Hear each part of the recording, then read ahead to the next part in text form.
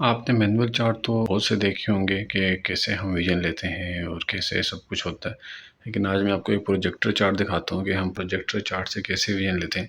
इस तरह का प्रोजेक्टर चार्ट होता है, ये हमारे पास उसका रिमोट होता है, ठीक है, और ये प्रोजेक्टर लगा होता है, यहाँ से हमारे पास इमेज बनती है, ठीक है। अब इसमें हमारे पास मुख्तलिफ़ किस्म के होते हैं, अल्फ़ाबेट्स होते हैं। ये अल्फ़ाबेट्स वाला है, ये हिंट्स वाला है, और ये साइन वाला होता है, उसमें हम डायरेक्शन पूछते हैं। और ये होता है सिंबल वाला बच्चों में, और उसमें देखते हैं। अब मैं आपको बारी बारी बताता हूँ कि हम कौन से पेशेंट में कौन सा चेक करते हैं।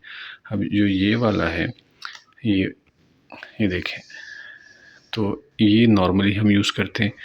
ये इस तरह का, जैसे जैसे ये छोटा होता जाता है उतनी ही नज़र अच्छी होती है। ये देखें, ये जो 1.0 वाली लाइन है, इसको हम 6x6 लाइन बोलते हैं, ठीक है। अब इसके साथ कुछ पेशेंट्स को ABC नहीं आती, तो फिर हम उनसे ये हिंट से पूछते हैं।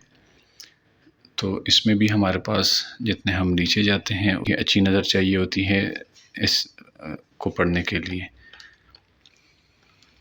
ये देखिए, इसमें भी इसी तरह का सिस्टम होता है।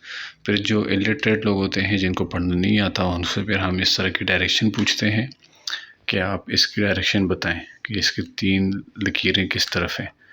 इसका भी वही सिस्टम है, कोई इसमें चेंज नहीं है। बच्चों में हम यूजुअली इनसे शेप पूछते हैं कि ये क्या चीज़ है। इसका भी इसी तरह सिस्टम होता है। ये इस तरह से हम बच्चों से पूछते हैं कि ये शेप हमें बताएं कि इसका क्या मतलब है और ये कौन सी शेप है। अब मैं आपको बताता हूँ कि जो साथ में 0.05 लिखा है, इसका क्या मतलब होता है। और जो 0.05 है, इसका मतलब होता है 6/120।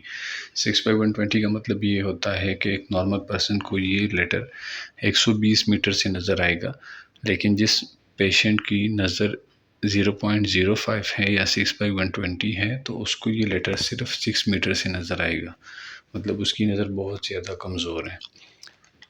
इसी तरह 0.1 6/60, 0.15 6/36, और फिर इसी तरह 6/30, 6/18, 6/15, 6/12, 6/9, 6/9.5, 6/9, और 6/7.5 एंड 6/6 पार्शल, और 6/6।